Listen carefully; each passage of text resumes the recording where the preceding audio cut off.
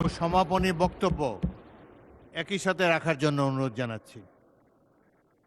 মাননীয় সংসদ নেতা। বিসমিল্লাহির রহমানির রহিম। ধন্যবাদ মাননীয় স্পিকার। প্রথমেই আমি আল্লাহ রব্বুল আলমিনের কাছে অশেষ শুকরিয়া আদায় করছি, কারণ আল্লাহ রব্বুল আলমিন আজকে আমাদেরকে এই তৌফিক দিয়েছেন। মাননীয় স্পিকার, আপনি এবং আমরা সহ আজ আমরা একটি ফ্যাসিবাদ মুক্ত পরিবেশে বাংলাদেশে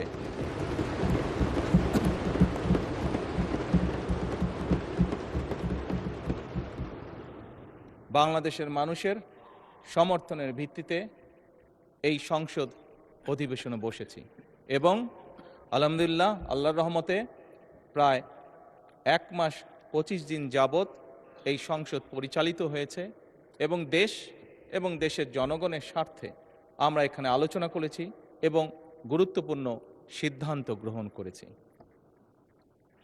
মাননীয় স্পিকার, বক্তব্যের শুরুতেই আমি শ্রদ্ধার সঙ্গে স্মরণ করতে চাই 1971 সালে স্বাধীনতা যুদ্ধে এই দেশের স্বাধীনতা অর্জন করতে গিয়ে যে সকল শহীদ আত্মত্যাগ করেছেন, যে সকল মানুষ শহীদ হয়েছেন।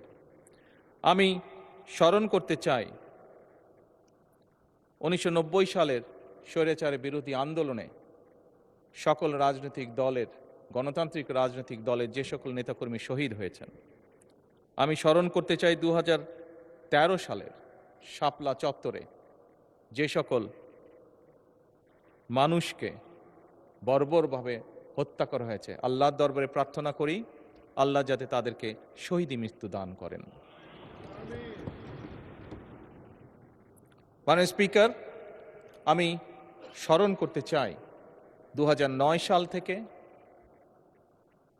2024 সালের 5ই আগস্ট পর্যন্ত এই দেশের মানুষের কথা বলার অধিকার, রাজনৈতিক অধিকার, অর্থনৈতিক স্বাধীনতা অধিকার যেটা ছিনিয়ে নেওয়া হয়েছিল, সেই অধিকার পুনঃপ্রতিষ্ঠার জন্য যে সকল মানুষ আত্মত্যাগ করেছেন প্রত্যেকটি মানুষকে আমি স্মরণ করতে চাই, তাদের আত্মার মাগফিরাত কামনা করতে চাই। একই সাথে এই দীর্ঘ 1 যুগেরও বেশি সময় ধরে সকল রাজনৈতিক দল যারা গণতন্ত্রে বিশ্বাসী, যারা রাজপথে থেকে দুর্বার প্রতিরোধ গড়ে তুলেছিল স্বৈরাচারের বিরুদ্ধে, এবং সেই রাজনৈতিক দলের যে সদস্যরা বিভিন্নভাবে আহত হয়েছে তাদেরকে শ্রদ্ধার সঙ্গে আজকের এই সংসদ অধিবেশনে আমি স্মরণ করতে চাই। মাননীয় স্পিকার, আজকের এই সংসদ, মাননীয় সম্মানিত বিরোধী দলীয় নেতা সঠিকভাবেই বলেছেন যে আজকের এই সংসদের দিকে সমগ্র বাংলাদেশ তাকিয়ে আছে। এই সংসদের দিকে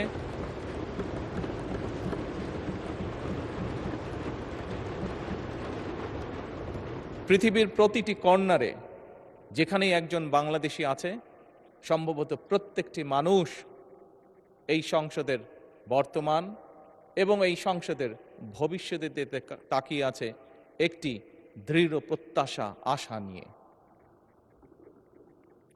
মাননীয় স্পিকার, আমরা প্রায় প্রতিটি সংসদ সদস্য বিভিন্ন সময় 1 মাস 25 দিন যে আমরা সংসদ অধিবেশন হয়েছে, এই সময়ের মধ্যে প্রায় বলা যায় প্রত্যেক সদস্যই তার বক্তব্যের শুরুতে বিভিন্ন পরিস্থিতিতে, বিভিন্ন বক্তব্যে, বিভিন্ন সময় বিভিন্ন শহীদদের আত্মার মাগফিরাত কামনা করেছেন, তাদের কথা উল্লেখ করেছেন।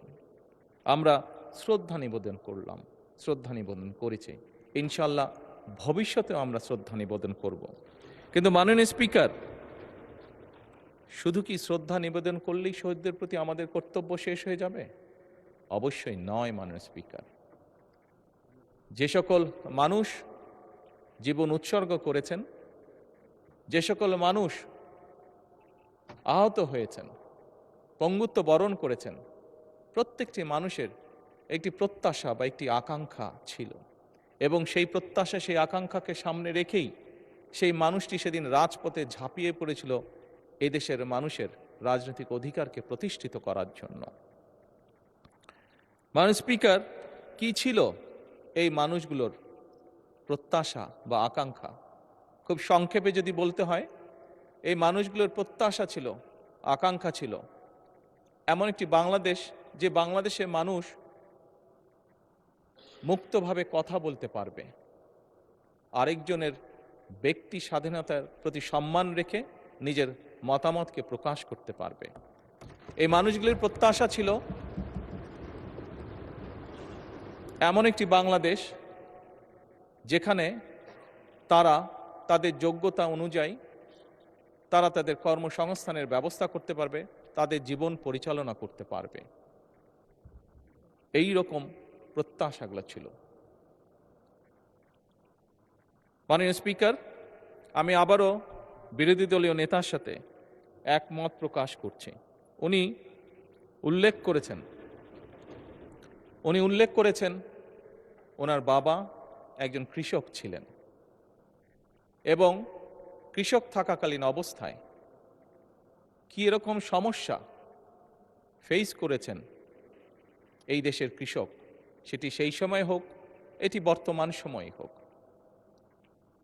মাননীয় স্পিকার, এই সকল বিষয়গুলো ওনারা যেমন দেখেছেন, এই সকল বিষয়গুলো আমরা এখানে উপস্থিত প্রত্যেকটি মানুষ, প্রত্যেকটি সংসদ সদস্য আমরা দেখেছি। আমাদের পরিবারে বর্তমানেও কেউ না কেউ প্রত্যক্ষ পরোক্ষভাবে কৃষির সাথে জড়িত।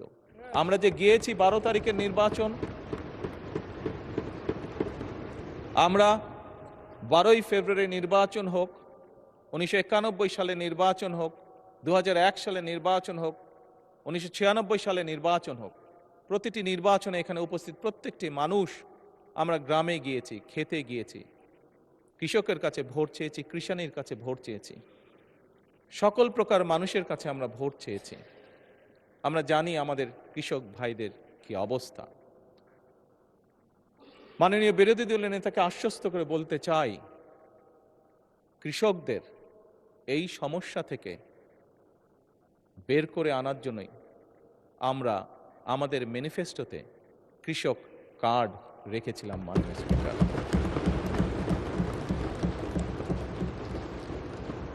আবারও নির্দ্বিধায় বলতে হবে, আল্লাহ রব্বুল আলমের কাছে শুকরিয়া আদায় করা ছাড়া কোনোই উপায় নেই।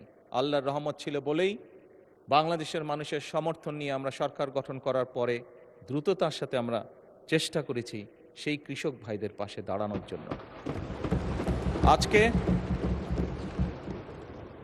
আজকে হ্যাঁ, মাননীয় স্পিকার, হয়তো অনেকেই বলতে পারে যে কয়জনকে আপনারা দিয়েছেন কৃষক কার্ড। আমরা দেওয়া শুরু করেছি মাননীয় স্পিকার, পর্যায়ক্রমিকভাবে। আমরা কৃষক বলতে যাদেরকে বোঝায় তাদের কাছে ধীরে ধীরে আমরা পৌঁছাবো। এবং শুধু কৃষক বলতে সাধারণত আমরা যে বুঝি যে মানুষগুলো, শুধু তাই নয়, যে ধান ফলায় শুধু সেই কৃষকই নয়, যে ধান ফলায়, যে মৎস্য চাষ করে, যে গবাদি পশু চাষ করে, প্রত্যেক ধরনের কৃষকের কাছে আমরা পৌঁছতে চাই। এবং এটাই বলতে পারি, আমরা মাননীয় স্পিকার শুরু করেছি, আল্লাহর রহমতে আমরা এই কাজটি শুরু করেছি, কৃষকের ভাগ্য পরিবর্তনের কাজ আমরা শুরু করেছি, এই সংসদে নির্বাচিত প্রতিনিধিরা শুরু করেছে। এবং একটু আগে বিরোধী দলের নেতা ওই গ্যালারি দেখিয়ে বললেন যে ওখানে ভবিষ্যৎ প্রজন্ম যারা বসে আছে, ইনশাল্লাহ তারা সেই কাজটিকে এগিয়ে নিয়ে যাবে এই কৃষকদের ভাগ্য পরিবর্তন করার জন্য। মাননীয় স্পিকার, খুব সঠিকভাবে বিরোধী দলের নেতা বলেছেন এই দেশের শিক্ষা অঙ্গন বা ছাত্রদের কথা। মাননীয় স্পিকার, আমরা অবশ্যই চাই না যে আমাদের যে শিক্ষা অঙ্গনগুলোর যে অবস্থা, শিক্ষার্থীদের যে অবস্থা, সেটি এরকম থাকুক, সেটি অবশ্যই পরিবর্তিত হোক। মাননীয় বিরোধী দলীয় নেতার এক সন্তান ব্রিটেনে থাকেন। যেভাবেই হোক রাজনৈতিক কারণে বহু বছর আমাকেও ব্রিটেনে থাকতে হয়েছিল। আমি দেখেছি সেই দেশের স্কুলগুলি কেমন। যখন স্কুলগুলো দেখতাম, সেই দেশের স্কুলের বাচ্চাদেরকে দেখতাম, এই বাংলাদেশের একজন নাগরিক হিসাবে রাজনীতির সাথে জড়িত আছি বলেই খুব স্বাভাবিকভাবেই মনে হতো, আহা, আমার দেশের স্কুলগুলো কেন এমন হতে পারে না?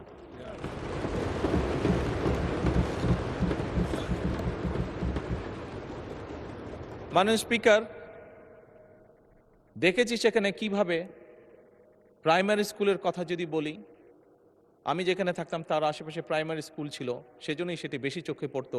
সকালে এবং বিকালে যদি কোথাও বের হতাম, দেখতাম যে বাচ্চারা যাচ্ছে, দেখতাম বাচ্চারা কি সুন্দর কাপড় চোপড় পরে যাচ্ছে, পায়ে জুতো, মোজা, সুন্দর শার্ট প্যান্ট, যার যেটি স্কুল ড্রেস সেটি পরে যাচ্ছে।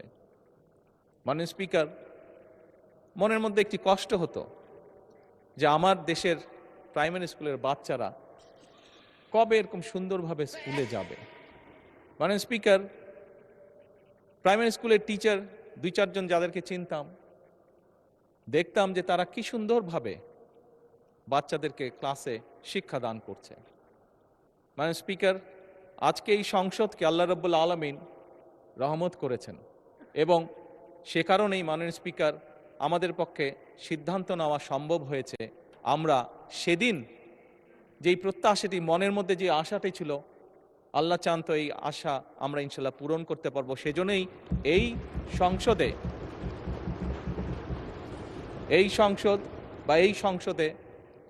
মাধ্যমে যে সরকার গঠিত হয়েছে, মাননীয় স্পিকার, এই সরকার সিদ্ধান্ত গ্রহণ করেছে এবং কাজও শুরু করেছে। আমরা ইনশাল্লাহ আগামী জুলাই মাস থেকে পর্যায়ক্রমিকভাবে ধীরে ধীরে প্রাইমারি স্কুলের বাচ্চাদেরকে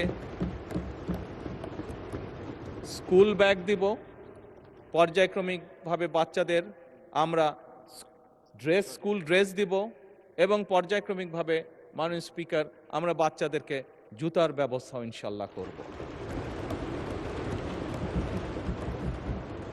এখন আসুন, মাননীয় স্পিকার, বিরোধী দলীয় নেতা বলেছেন পরিবেশের কথা।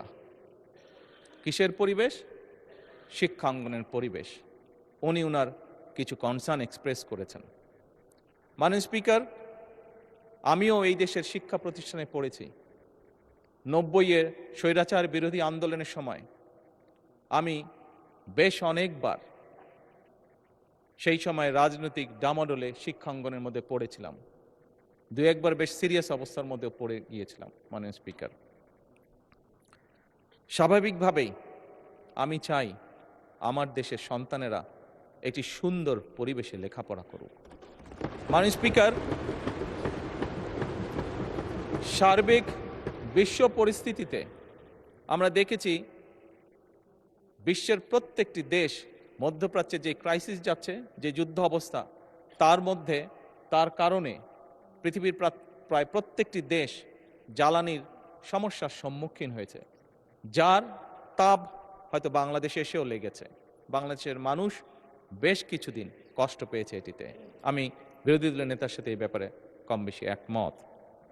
মাননীয় স্পিকার, বিরোধী দলের পক্ষ থেকে সেদিন একটি প্রস্তাবনা দেওয়া হয়েছিল যে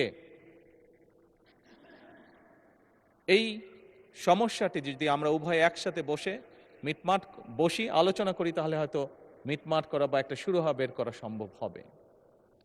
মাননীয় স্পিকার, সেদিন পরের দিন আপনি উপস্থিত ছিলেন এই সংসদে। আপনার সামনেই আমি আমাদের অবস্থান থেকে আমাদের প্রস্তাবনা বিরোধী দলের কাছে উপস্থাপন করেছি।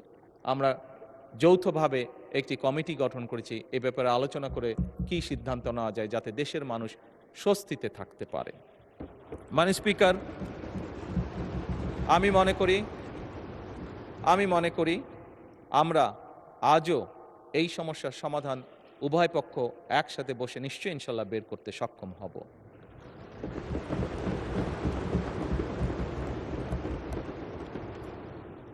মাননীয় স্পিকার,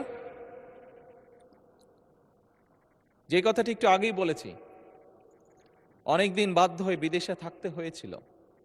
এছাড়াও এর আগে যখন দেশে ছিলাম, মাননীয় স্পিকার, দলীয় রাজনৈতিক কারণে প্রায় বাংলাদেশের বিভিন্ন গ্রাম, জেলা, উপজেলা, পৌরসভা সফর করেছি দলীয় কাজে। মাননীয় স্পিকার, সেই সময় দেখেছি এবং সেই সময় দেখে আমার কাছে মনে হয়েছে যে এই দেশে আমরা যত পরিকল্পনাই গ্রহণ করি না কেন, মাননীয় স্পিকার, এই পরিকল্পনাগুলোকে যদি সফল করতে হয় দেশের অবস্থার যদি পরিবর্তন করতে হয় মাননীয় স্পিকার, তাহলে আমাদের এই টোটাল জনসংখ্যার অর্ধেক যারা, তাদেরকে আমরা যদি অবজ্ঞা করি, পেছনে ফেলে রাখি, তাহলে কোনোভাবেই সেটি সম্ভব নয় মাননীয় স্পিকার। এবং সে কারণেই মাননীয় স্পিকার 1991 থেকে 96 এবং 2001 থেকে 2006 সাল যখন বাংলাদেশ জাতীয়তাবাদী দল দেশনেত্রী খালেদা জিয়ার নেতৃত্বে দেশ পরিচালনার দায়িত্বে ছিল, তখন আমরা মেয়েদের শিক্ষা ব্যবস্থা ক্লাস 12 পর্যন্ত আমরা ফ্রি করেছিলাম।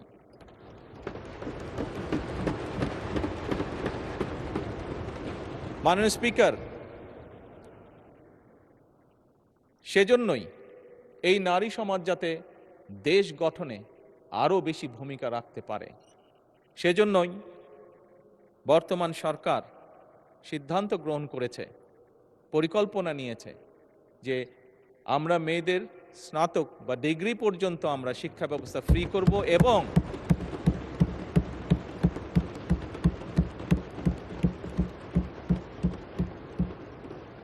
মাননীয় স্পিকার, যারা ভালো রেজাল্ট করবে, যে সকল মেয়েরা ভালো রেজাল্ট করবে, তাদেরকে আমরা উপবৃত্তির ব্যবস্থা করব ইনশাআল্লাহ সরকার থেকে।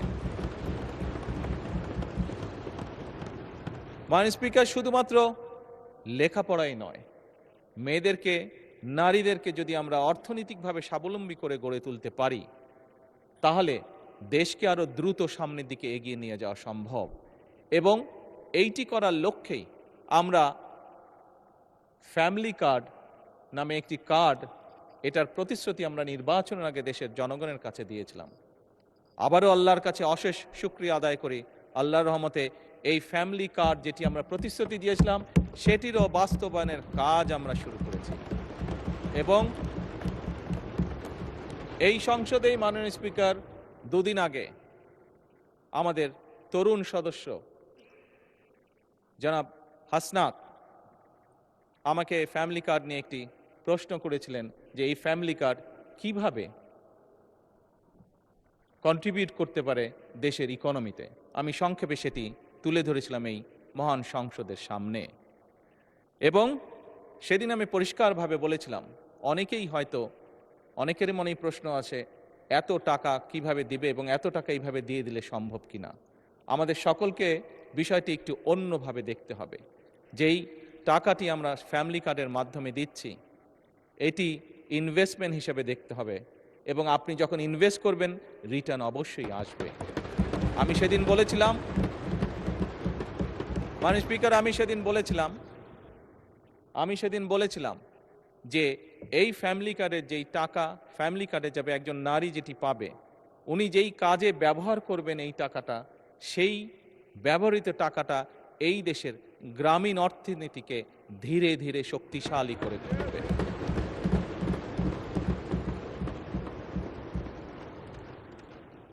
মাননীয় স্পিকার, মাননীয় বিরোধী দলীয় নেতা ওনার নির্বাচনী এলাকা সম্পর্কে একটি কথা বলেছেন, বেশ কিছু বিবরণ দিয়েছেন। এই সংসদে আজকে দাঁড়িয়ে আমি আমার অবস্থান থেকে পরিষ্কারভাবে বলতে চাই, অনুরোধ জানাবো মাননীয় বিরোধী দলীয় নেতাকে, মাননীয় বিরোধী দলীয় নেতা, আমি যে মন্ত্রণালয়ের অধীন কাজ, আমার পাশেই সেই মিনিস্টার সাহেব বসে আছেন। প্রোটোকল হিসাবে মিনিস্টার সাহেবকে আমি এরই ভিতরে নির্দেশনা দিয়েছি যে আপনার কাজগুলো উনি দেখবেন, এবং তার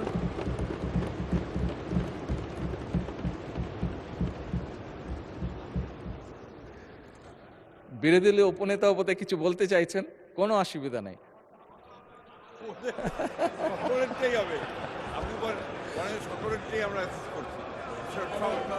মাননীয় স্পিকার, যে এক মিনিট, একটু আগে ফরিদপুরে 1 আসনের সংসদ সদস্য এসেছিলেন, উনিও কিছু কথা আমাকে বলেছেন।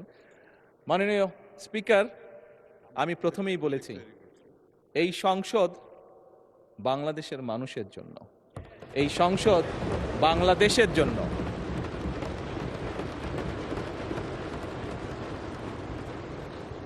মাননীয় স্পিকার, যে কথাটি বলছিলাম, আমি বিরোধী দলের নেতা এবং উপনেতা, স্বাভাবিকভাবে যেহেতু ওনারা নেতা এবং উপনেতা, স্বাভাবিকভাবে লিডার তো কিছুটা প্রায়োরিটি পাবেই।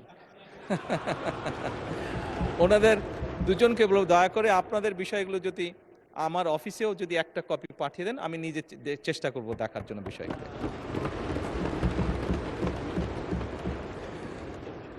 মাননীয় স্পিকার, উনি ওনার এলাকার সমস্যার কথা বলতে গিয়ে একটি কথা বলেছেন। ওনার এলাকার জলবদ্ধতার কথা বলেছেন, খালের কথা বলেছেন। মাননীয় স্পিকার, আপনি দেখেছেন এই সংসদেই গতকাল চট্টগ্রামের ভারী বর্ষণের কারণে কিছু কিছু জায়গায় জলবদ্ধতা হয়েছিল, এবং এখানে বসে দ্রুততার সাথে আমি স্থানীয় সরকার প্রতিমন্ত্রী যে আছে তাকে তাৎক্ষণিকভাবে চট্টগ্রামে পাঠিয়েছিলাম বিষয়টি দেখে যত দ্রুত সম্ভব ফয়সলা করার জন্য। মাননীয় স্পিকার, এই ঘটনাটা দিয়ে আমি যেটা বলতে চাইছি সেটা হচ্ছে যে এই সরকার জনগণের নির্বাচিত সরকার, এই সরকার জনগণের কাছে জবাবদিহিমূলক সরকার, এবং সে কারণেই মাননীয় স্পিকার, এবং সে কারণেই আমরা আমাদের দ্রুততার সাথে আমরা চেষ্টা করেছি ব্যবস্থা গ্রহণ করতে, যাতে যত দ্রুত সম্ভব জনগণের সমস্যা লাঘব করা সম্ভব হয়। একই সাথে মাননীয় স্পিকার, আমি আবার কৃষকের কাছে ফিরে যেতে চাই। আমরা জানি, দেখেছি, আজকেও যদি আমরা পত্রপত্রিকা খুলি, সবগুলো পত্রপত্রিকাতে আজকে নিউজ আছে আমাদের বিভিন্ন অঞ্চলগুলো, নেত্রকোনা, কিশোরগঞ্জ, সুনামগঞ্জ, ময়মনসিংহ সহ আরও বেশ কিছু অঞ্চল মাননীয় স্পিকার ভারী বর্ষণের কারণে গত 48 ঘন্টায় বেশ ভারী বর্ষণ হয়েছে অনেকগুলো জায়গায়, এবং তার কারণে বোরো ফসলে অনেক ক্ষতি হয়েছে। মাননীয় স্পিকার, এখানে আমাদের ত্রাণ মন্ত্রী বসে আছেন দুলু সাহেব, যার কথা বিরোধী দল নেতা উল্লেখ করেছেন। ওনাকে গতকালকেই আমি নির্দেশনা দিয়েছি, তারও দুদিন আগে যখন ওয়েদার ফোরকাস্ট আমি দেখেছিলাম, সেই স্থানীয় প্রশাসনকে আমি নির্দেশনা দিয়েছিলাম যে সকলের লিস্ট করে কোথায় কোথায় বোরো ধানের কৃষক আছে, কারা কারা ক্ষতিগ্রস্ত হতে পারে, কি কি হতে পারে, সেই ব্যবস্থা গ্রহণ করার জন্য। মাননীয় স্পিকার, এই কথাটা দিয়েও আমি বলতে চাইছি যে এই সরকার জনগণের সরকার, জনগণের নির্বাচিত সরকার। আমাদের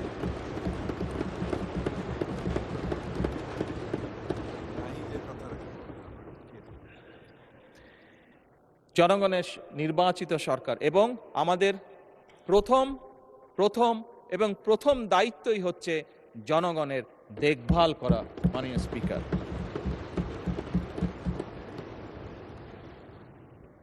এবং সে কারণে মাননীয় স্পিকার, বিরোধী নেতা এলাকায় উনি যে কষ্টটা পাচ্ছেন জলাবদ্ধতার কারণে, এই সমস্যাটি সমগ্র বাংলাদেশেই কম বেশি আছে।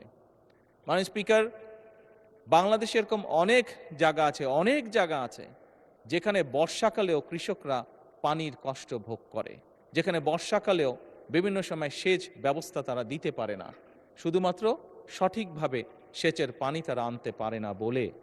এবং সে কারণেই মাননীয় স্পিকার, শহীদ রাষ্ট্রপতি জিয়াউর রহমানের সেই যুগান্তকারী খাল খনন কর্মসূচি আমরা আবারও শুরু করেছি।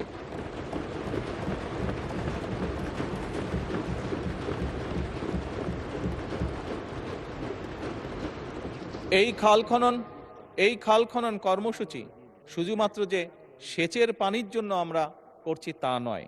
এই খাল খনন, জি, এটা 10,000 টাকা, যেটা জি অসুবিধা নেই বলুন। এই খাল খনন যে শুধুমাত্র সেচের পানির জন্য আমরা ব্যবস্থা করছি তার জন্য নয়। মাননীয় স্পিকার, 20 কোটি মানুষের দেশ, বহু জায়গায় আপনি গ্রামের সন্তান। মাননীয় স্পিকার, আপনি দেখেছেন আপনার এলাকাতেও, আমরা সবাই জানি কম বেশি আমাদের প্রত্যেকের এলাকাতে গ্রামে কৃষকরা ডিপ টিউবওয়েল ব্যবহার করছেন। ঢাকা শহরে প্রতিদিন প্রায় 3 লক্ষ লিটার পানির প্রয়োজন হয়। 3 কোটি লিটার পানির প্রয়োজন হয়। এর অধিকাংশ, অর্ধেকের মতন নদী থেকে আনা হচ্ছে, আবার প্রায় অর্ধেকের মতন পানি মাটির নিচ থেকে টেনে তোলা হচ্ছে। এর ফলে পানির যে স্তর সেটি অনেক নিচে নেমে যাচ্ছে। মাননীয় স্পিকার, আমরা যদি এরকম এই বিষয়গুলো যদি এখনই অ্যাড্রেস না করি, আগামী যে ভবিষ্যৎ প্রজন্ম যারা ওই গ্যালারিতে বসে একটু আগে আমাদের আলোচনা শুনেছিল, এই মানুষগুলো, এই সন্তানগুলো বিপদে পড়ে যাবে। এবং এর বাংলাদেশের প্রেক্ষাপটে এই সমস্যার সমাধান হচ্ছে আমরা যদি এখন কাজ শুরু করি মাননীয় স্পিকার, এর শুভফল পেতেও আমাদের প্রায় 20 বছরের মতন সময় লাগবে। আমরা যদি আজকে খাল খনন শুরু করি, এই খালের পানি আস্তে আস্তে নিচে যাবে এবং যেই জায়গাটা খালি হয়ে গেছে সেটা রিফিল হতেও মিনিমাম 20 বছর সময় লাগবে মাননীয় স্পিকার। সেজন্যই মাননীয় স্পিকার আমরা এই খাল খনন কর্মসূচি শুরু করেছি। আমরা শিক্ষার কাজ শুরু করেছি। স্কুলের প্রাইমারি স্কুলের ছেলেদের বাচ্চাদেরকে আমরা ব্যাগ, বই, জুতো দিয়ে আমরা তাদেরকে উৎসাহিত করতে চাচ্ছি লেখাপড়ায়। আমরা প্রাইমারি স্কুলের শিক্ষকদেরকে তাদের সম্মানই বাড়াতে চাচ্ছি, যাতে করে তারা মনোযোগ দিতে পারে শিক্ষার্থীদেরকে শেখানোর জন্য। এবং সেই জন্যই মাননীয় স্পিকার আমরা আমাদের ম্যানিফেস্টোতে বলেছিলাম যে আমরা আমাদের টোটাল বাজেটের প্রায় 5% আমরা শিক্ষা খাতে রাখতে চাই। একই সাথে মাননীয় স্পিকার স্বাস্থ্যের কথা এসেছে। এখানে আমার দলের সংসদ সদস্য, বিরোধী দলের সংসদ সদস্য, বহু সংসদ সদস্য বিভিন্ন সময় উল্লেখ করেছেন যে তাদের এলাকায় যে হাসপাতাল আছে, হয়তো একটি বিল্ডিং আছে মাত্র, কিন্তু সেই বিল্ডিংয়ে হয়তো সঠিক ওষুধ নাই, সঠিক যন্ত্রপাতি নাই, সঠিকভাবে ডাক্তার নেই। মাননীয় স্পিকার, সেজন্যই আমরা ঠিক করেছি যে আমরা জিডিপির একটি বড় অংশ শিক্ষা এবং আমাদের স্বাস্থ্য খাতে আমরা ব্যয় করব। এবং মাননীয় স্পিকার, নিশ্চয়ই এই সংসদে আমার আগে বিরোধী দলের নেতা বক্তব্য রেখেছেন, ওনার পরে আমি বক্তব্য রাখছি। উনি যেই কথাগুলো বলেছেন তার পরিপ্রেক্ষিতে আমি যেই কথাগুলো বলছি, নিশ্চয়ই সবাই বুঝতে পারছেন আমাদের লক্ষ্য এক, আমাদের উদ্দেশ্য এক।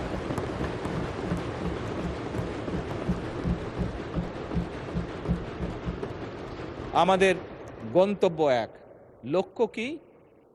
লক্ষ্য হচ্ছে বাংলাদেশের মানুষ। উদ্দেশ্য কি? উদ্দেশ্য হচ্ছে একটি সমৃদ্ধশালী বাংলাদেশ। গন্তব্য কি? গন্তব্য কি? একটি স্বনির্ভর, নিরাপদ, আত্মনির্ভরশীল বাংলাদেশ।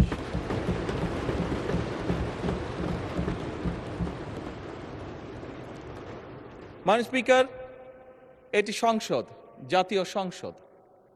মাননীয় বিরোধী দলের নেতা বলেছেন আমরা এগ্রি করছি ডিসএগ্রিমেন্টের জন্য। Agree to disagree. মাননীয় স্পিকার, পৃথিবীর তাবৎ দেশ যারা গণতন্ত্রের চর্চা করে, প্রত্যেকটি পার্লামেন্টেই এটি একটি স্বীকৃত বিষয়। মাননীয় স্পিকার, ইয়েস, আজকে হয়তো জুলাই সনদ নিয়ে অনেক কথা হয়েছে, আমি সেই ডিবেটেই যাব না। কারণ একটু আগেই আমি বলেছি আমাদের লক্ষ্য, উদ্দেশ্য, গন্তব্য হচ্ছে এই দেশ, দেশের জনগণ এবং একটি আত্মনির্ভরশীল সমৃদ্ধশালী বাংলাদেশ। মাননীয় স্পিকার, আমি আবারও বিরোধী দলের নেতার সাথে একমত পোষণ করছি। আমরা গত প্রায় 1.5 মাস ধরে আলোচনা করেছি এই সংসদে। হ্যাঁ, আমরা অনেকগুলো গুরুত্বপূর্ণ বিল পাশ করেছি। বিলের বিষয় কোনো বিষয়ে আমরা একমত হয়েছি, কোনো বিষয় হয়তো আমাদের দ্বিমত আছে। মাননীয় স্পিকার, পরিষ্কারভাবে আমার দলের অবস্থান থেকে আমি বলতে চাই যে সকল বিষয়ে আমাদের দ্বিমত রয়েছে আমরা বিরোধী দলের সদস্যদের সাথে বসবো, আলোচনা করব, দেশের স্বার্থে আমরা সমাধান বের করব।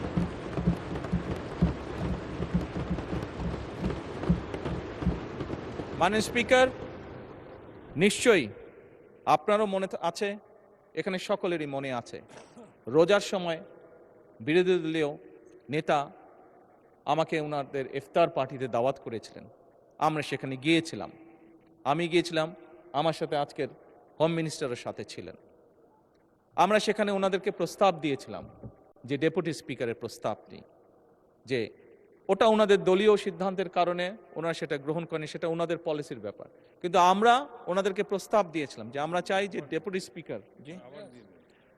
স্পিকার আমরা ওনাদের কাছ থেকে চেয়েছিলাম। মাননীয় স্পিকার, আজকে আবারও পরিষ্কারভাবে আমি বলতে চাই, এই প্রস্তাবটি মাননীয় বিরোধী দলের নেতা এবং মাননীয় বিরোধী দলের সদস্যবৃন্দ, আমাদের এই প্রস্তাবটি এখনো ওপেন আছে। আমরা এখনো এই প্রস্তাবটি ওপেন রেখেছি। এই প্রস্তাবটি দেওয়ার মাধ্যমে আবারও আমরা আমাদের পরিষ্কার ইন্টেনশন বোঝানোর চেষ্টা করেছি যেভাবে ঠিক বিরোধী দলের নেতা সেদিন বলেছিলেন যে আসুন আমরা দুই দল মিলে যদি একসাথে একটি কমিটি গঠন করি, যেখানে জ্বালানির বিষয়ে যদি কোনো সমস্যা থেকে থাকে আমরা আলোচনা করে একটি সিদ্ধান্ত নিতে পারবো।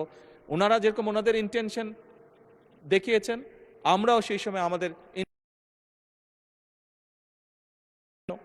স্পিকার, এই সংসদ অধিবেশন শুরুর আগে আমি ওনার বাসায় গিয়েছিলাম। ওনার বাসায় গিয়ে দেশ পরিচালনা করার জন্য ওনাদের সহযোগিতা আমি চেয়ে এসেছিলাম। একইভাবে আমি নাহিদ ইসলামেরও বাসায় গিয়েছিলাম। এনসিপির কাছে আমি বলেছিলাম দেশ পরিচালনায় আপনাদেরও সহযোগিতা প্রয়োজন। মাননীয় স্পিকার,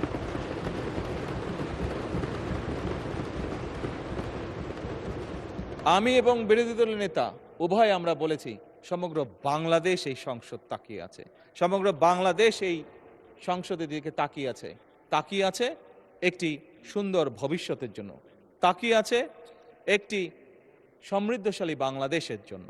মাননীয় স্পিকার, এবং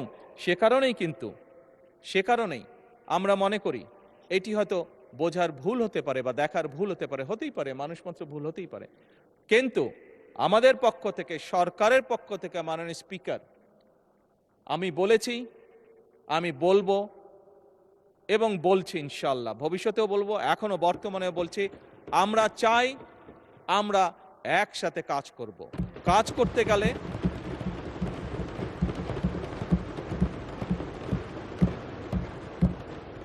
মাননীয় স্পিকার, অতীতে যতবারই গণতন্ত্র চলতে শুরু করেছিল বিভিন্ন সময় গণতন্ত্র বাধাগ্রস্ত হয়েছে। গণতন্ত্র যতবারই বাধাগ্রস্ত হয়েছে দেশের অর্থনীতি বাধাগ্রস্ত হয়েছে। গণতন্ত্র যতবারই বাধাগ্রস্ত হয়েছে দেশের স্বাস্থ্য ব্যবস্থা বাধাগ্রস্ত হয়েছে। গণতন্ত্র যতবারই বাধাগ্রস্ত হয়েছে দেশের মানুষের কর্মসংস্থান বাধাগ্রস্ত হয়েছে। গণতন্ত্র যতবারই বাধাগ্রস্ত হয়েছে দেশের অর্থনীতি, মাননীয় স্পিকার, বাধাগ্রস্ত হয়েছে। কাজেই এই মুহূর্তে আমরা সকলে যদি গিয়ে একটি সাধারণ মানুষকে জিজ্ঞেস করেছি তুমি কি চাও, আমি বিশ্বাস করি একজন সাধারণ মানুষ বলবে আমরা শান্তি চাই, একজন সাধারণ মানুষ বলবে আমরা নিরাপদ রাস্তা চাই, একজন সাধারণ মানুষ বলবে আমি আমার লেখাপড়া শেষ করে আমি একটি কর্মসংস্থান চাই, একজন গৃহিণী বা একজন নারী বলবে আমি নিরাপদে রাস্তায় যেতে চাই। মাননীয় স্পিকার, আজকে আমরা ইতিহাস নিয়ে হয়তো অনেক ডিবেট করেছি, কিন্তু মাননীয় স্পিকার, আমাদের এই ইতিহাসের ডিবেট সেই হামে অসুস্থ বাচ্চার মার মন কি শান্ত করতে পারবে? পারবে না। তার জন্য তো মাননীয় স্পিকার,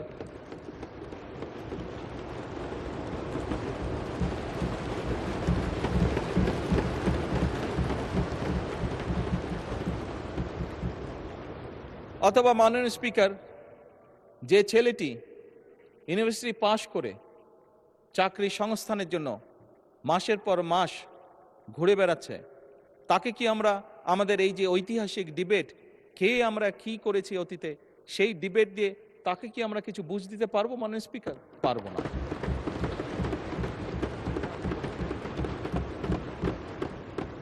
মাননীয় স্পিকার, আমি একটু আগেই বলেছি যে বোরো ধানের এই যেখানে অতিবৃষ্টি হয়েছে সেখানে যেই ফসল কৃষকরা ক্ষতিগ্রস্ত হয়েছে, তাদের কাছে যদি আমরা আমাদের এই মহান সংসদের মূল্যবান ঐতিহাসিক ডিবেট উপস্থাপন করি, সে যে ফসল হানির যে কষ্ট, সেই কষ্ট কি তার লাঘব করা সম্ভব হবে?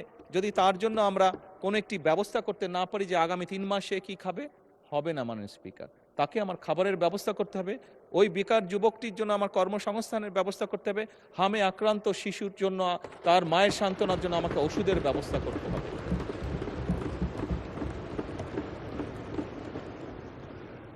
মাননীয় স্পিকার, আমার কাছে একজন রাজনীতিবিদ হিসাবে মনে হয় খুব সম্ভবত বাংলাদেশের মানুষ যত না রাজনৈতিক ডিবেট চায়, যত না রাজনৈতিক বিভিন্ন বক্তব্য চায়, তার থেকে তারা তাদের সমস্যার সমাধান চায়। মাননীয় স্পিকার, আজকে এই মুহূর্তে মাননীয় স্পিকার, আমার দলের সদস্যরা এবং ক্ষেত্র বিশেষ আমি দেখছি বিরোধী দলের বন্ধুরাও আমার কিছু কথায় টেবিল থাপড়াচ্ছেন। মাননীয় স্পিকার, এই যে চেয়ারটা আপনি দেখছেন, যেই চেয়ারে আমি এখানে বসছি আপনার সামনে মাননীয় স্পিকার, এই চেয়ারটি খুব কঠিন একটি চেয়ার মাননীয় স্পিকার। এই চেয়ারটি দেখলে মনে হয় বসতে খুব আরাম, আসলে মাননীয় স্পিকার মোটেও আরামের না।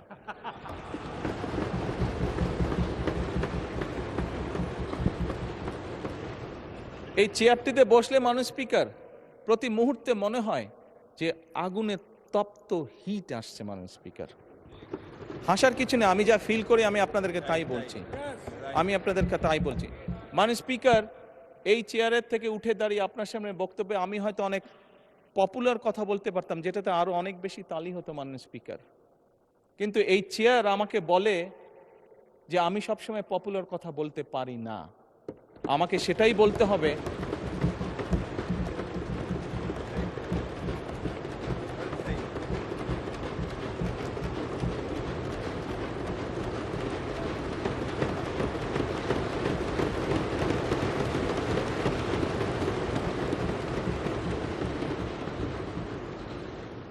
মাননীয় স্পিকার, একজন রাজনীতিবিদ হিসাবে আমারও তো ইচ্ছা করে পপুলার কথা বলতে, যাতে জোরে জোরে তালি পায়, কিন্তু এই চেয়ার প্রতি মুহূর্তে আমাকে স্মরণ করে দেয়, no, you have to take the right decision, not the popular decision.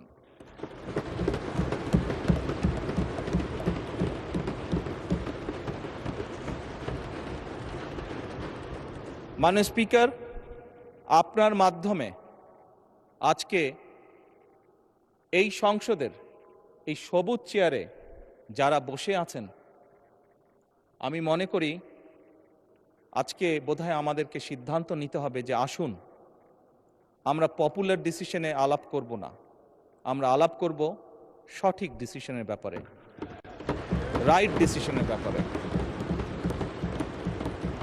মাননীয় স্পিকার, আজকে এই সংসদ অধিবেশনের শেষ দিন, আজকে অধিবেশন শেষ হয়ে যাবে। আমার সংসদ নেতা হিসেবে আমার দলের সদস্যদের কাছে, বিরোধী দলীয় বন্ধুদের কাছে, সহকর্মীদের কাছে, সদস্যদের কাছে আমার অনুরোধ থাকবে যে আসুন আগামী অধিবেশন যেটি শুরু হবে সেখানে আমরা আলোচনা করব আমরা কত দ্রুত দেশে বিদ্যুতের সমস্যার সমাধান করতে পারি।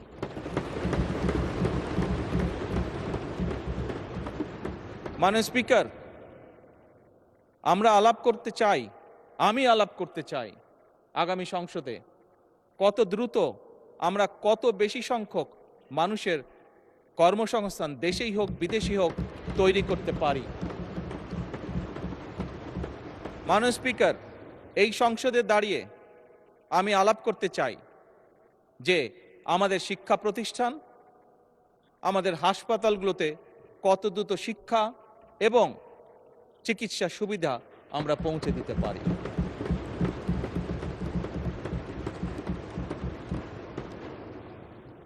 মাননীয় স্পিকার, দিনের কার্যবিধিতে আপনি যখন শুরু করেন, বিভিন্ন সময় বিভিন্ন সংসদ সদস্য বলে ওঠেন তার এলাকায় রাস্তা লাগবে, তার এলাকায় ব্রিজ লাগবে, কারো এলাকায় কালভার্ট লাগবে। স্বয়ং বিরোধী দলীয় নেতা ওনার এলাকার সমস্যার কথা বলেছেন। মাননীয় স্পিকার, আমরা যদি দেশের পরিস্থিতি স্থিতিশীল রাখতে না পারি, দেশে আমরা যদি অর্থনৈতিকভাবে শক্তিশালী করতে না পারি, মাননীয় স্পিকার, বর্তমান প্রেক্ষাপটে যেখানে 30 লক্ষ কোটি টাকার ঋণ নিয়ে এই সংসদ দেশ পরিচালনা শুরু করেছে, সেই দেশকে আমরা এগিয়ে নিতে পারবো না। আমরা যদি একটি স্টেবল গভর্নমেন্ট রাখি, আমরা যদি একটি স্টেবল পার্লামেন্ট এনশিওর করতে না পারি, মাননীয় স্পিকার, আমরা কোনোভাবেই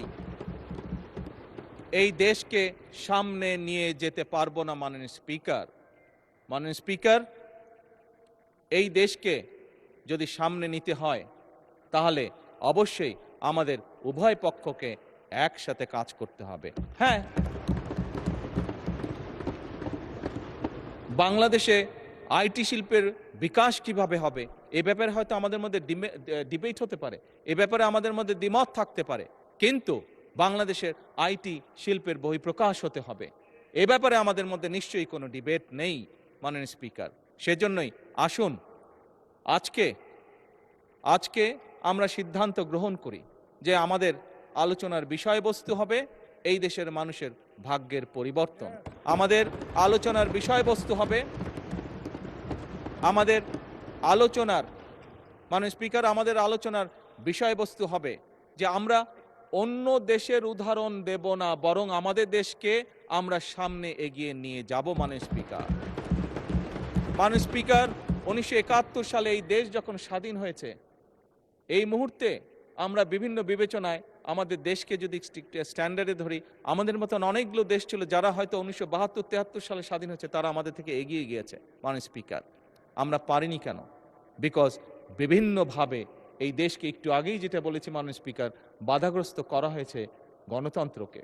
মাননীয় স্পিকার, গণতন্ত্র বাধাগ্রস্ত যদি হয়, গণতন্ত্র প্রতিবার বাধাগ্রস্ত হলে অর্থনীতি, শিক্ষা, স্বাস্থ্য সব কিছু বাধাগ্রস্ত হবে।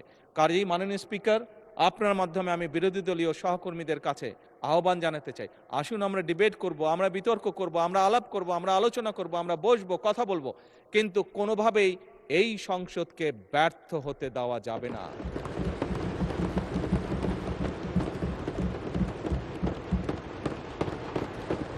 মাননীয় স্পিকার, অতীতে আমরা দেখেছি সরকারকে ব্যর্থ করার জন্য 173 দিন হরতাল ডাকা হয়েছিল।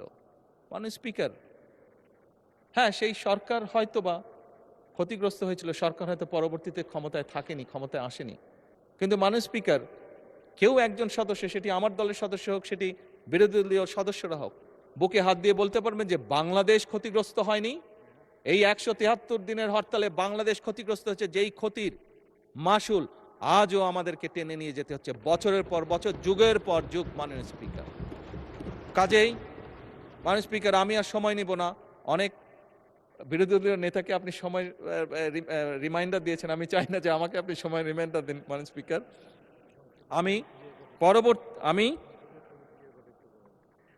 আমি বিরোধী দলীয় নেতার সাথে একমত হয়েই বলতে চাই যে কথাটি কয়েকবার আমি রিপিট করেছি, আবারও আমি রিপিট করতে চাই, কারণ আমি মনে করি এটা উনি একটি ইম্পর্টেন্ট কথা বলেছেন যার সাথে আমি সম্পূর্ণভাবে একমত। এই সংসদ মানে পুরো বাংলাদেশ।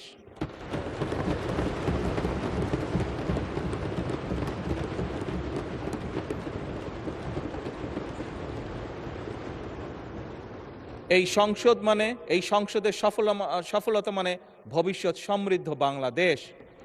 এবং মাননীয় স্পিকার, এটি সংসদের রীতি, সংসদের নীতি। মাননীয় স্পিকার, একটি দল সরকারে থাকবে, একটি দল বিরোধী দলে থাকবে। সেই জন্যই আমি বারে বারে বলছি, এই সংসদের দ্বারা গঠিত সরকার। মাননীয় স্পিকার, এই সরকারের টিকে থাকা, এই সরকারের সফলতা মানেই কিন্তু সমৃদ্ধির পথে এগিয়ে যাওয়া। কারণ আমি বিশ্বাস করি এই সংসদ এমন একটি সংসদ যা বাংলাদেশের অতীতে কোনো দিন হয়নি। বর্তমানে সংসদ, বর্তমান এবং ভবিষ্যতে হবে সেটি হলো উভয় পক্ষ দেশের স্বার্থে আমরা একসাথে কাজ করব।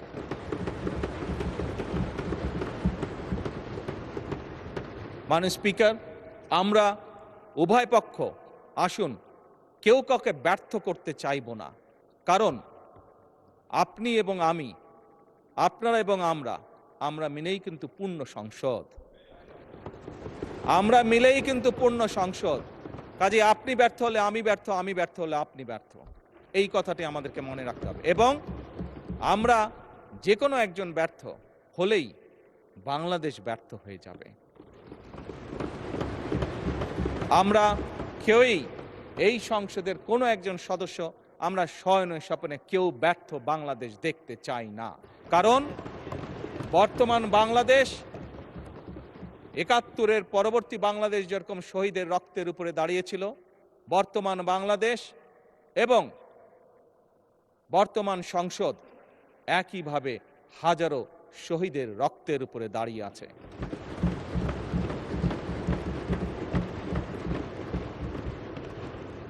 মাননীয় স্পিকার, শেষ অধিবেশনের দিনে আমি আমার অবস্থান থেকে আবার পরিষ্কার করে দিতে চাই, আমার সরকারের অবস্থান থেকে আবার পরিষ্কার করে দিতে চাই যে আমরা সব সময়, সকল সময় প্রস্তুত আছি বিরোধী দলের সদস্যদের সাথে বাংলাদেশের স্বার্থে, বাংলাদেশের মানুষের সাথে যে কোনো আলাপ আলোচনায় অংশগ্রহণ করার জন্য, এবং আলাপ আলোচনার ভিত্তিতে আমরা উভয়ে সকলে একসাথে এই দেশকে ইনশাল্লাহ সামনের দিকে এগিয়ে নিয়ে যাব। এই দেশের মানুষের প্রত্যাশা পূরণ করার আমাদের সর্বশক্তি দিয়ে চেষ্টা করব। মাননীয় স্পিকার, এবার পরিশেষে আমি আন্তরিকভাবে আমার পক্ষ থেকে, আমার সরকারের পক্ষ থেকে, আমাদের সংসদের পক্ষ থেকে মাননীয় স্পিকার আপনাকে আন্তরিকভাবে ধন্যবাদ জানাচ্ছি। আমি ধন্যবাদ জানাতে চাই মাননীয় ডেপুটি স্পিকার, মন্ত্রিসভার মাননীয় সদস্যবৃন্দদেরকে, মাননীয় চিফ হুইপবৃন্দকে এবং সকল সংসদ সদস্যবৃন্দকে। আমি বিশেষভাবে ধন্যবাদ জানাতে চাই মাননীয় বিরোধী দলীয় নেতা এবং বিরোধী দলীয় সকল সদস্যবৃন্দকে, কারণ একটু আগেই আমি বলেছি, আমরা ছাড়া আপনারা পরিপূর্ণ নন, আপনারা ছাড়া আমরা পরিপূর্ণ নই। সেই কারণেই আমি মাননীয় বিরোধী দলীয় নেতা এবং বিরোধী দলীয় সকল সদস্যদেরকে বিশেষভাবে শুভেচ্ছা জানাতে চাই। আমি আন্তরিকভাবে ধন্যবাদ জানাতে চাই মাননীয় স্পিকার, সচিবালয়ের সচিব সহ কর্মকর্তা এবং কর্মচারীবৃন্দকে, সকল কর্মচারীবৃন্দকে। তারা অক্লান্ত পরিশ্রম করেছেন এই 1.5 মাস সময় প্রায়। আমি ধন্যবাদ জানাতে চাই সরকারের বিভিন্ন মন্ত্রণালয়, বিভাগ এবং দপ্তরের কর্মকর্তা কর্মচারীবৃন্দদেরকে, যারা আমাদেরকে এই সংসদকে সহযোগিতা করেছেন এত অল্প সময় দ্রুততার সাথে এতগুলো বিল উপস্থাপন করে এইগুলো সম্পূর্ণ কাজগুলো সমাধান করার জন্য। মাননীয় স্পিকার, আমি ধন্যবাদ জানাতে চাই চিকিৎসক, পুলিশ সদস্য, ফায়ার সার্ভিসের সদস্য, গণপূর্ত বিভাগের সদস্য, বিদ্যুৎ ও টেলিগ্রাম ফোন বিভাগের সদস্য। আমি বিশেষভাবে আবারও আমি ধন্যবাদ জানাতে চাই নিরাপত্তা বাহিনী সহ সংশ্লিষ্ট সকল সেবাদানকারী প্রতিষ্ঠানের ব্যক্তিবর্গকে।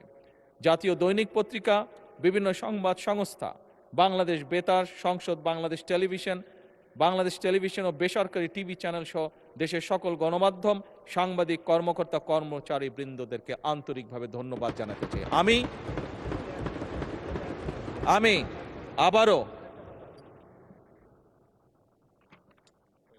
আমি আবারও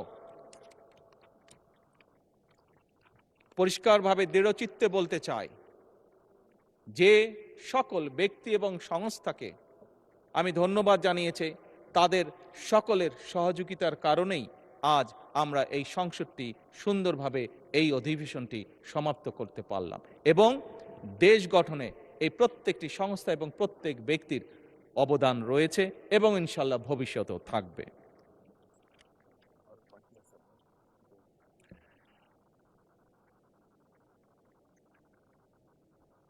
এটা তো বললাম।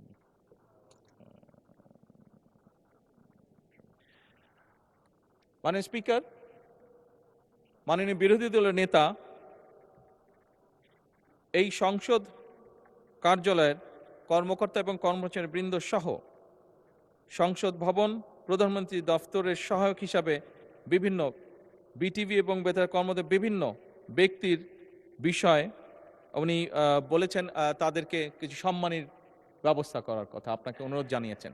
আমি ওনার এই প্রস্তাবকে সম্পূর্ণভাবে সমর্থন করছি। মাননীয় স্পিকার,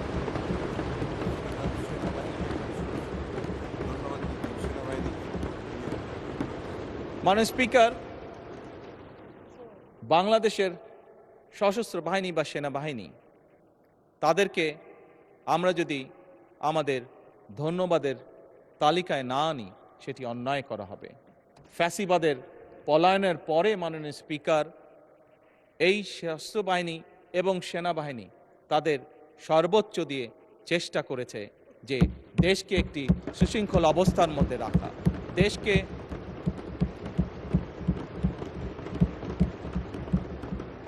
দেশে যাতে কোনো অরাজক পরিস্থিতি তৈরি হতে না পারে। আমি আইন শৃঙ্খলা বাহিনী সহ সশস্ত্র বাহিনীর সকল সদস্যবৃন্দদেরকে আন্তরিকভাবে ধন্যবাদ জানাতে চাই তাদের দায়িত্ব সঠিক সুন্দরভাবে পালন করার জন্য। মাননীয় স্পিকার, আবারও আপনাকে আন্তরিক ধন্যবাদ জানিয়ে আমার বক্তব্য শেষ করছি। বক্তব্য শেষ করার আগে আবারও আমি বলছি, সকল সংসদ সদস্যের প্রতি আমার বিনীত আহ্বান থাকবে, আসুন আমরা এই সবুজ চেয়ারের পবিত্রতা রক্ষা করি। যে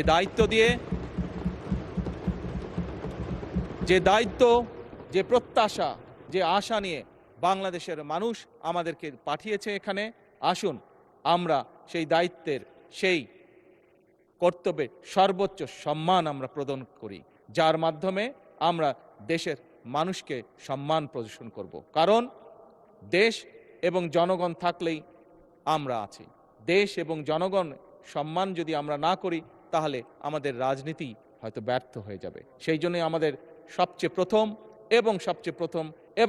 প্রথম হচ্ছে এই দেশের জনগণ এবং এই প্রিয় মাতৃভূমি বাংলাদেশ। মাননীয় স্পিকার, আপনাকে আন্তরিক ধন্যবাদ। আসসালামু আলাইকুম।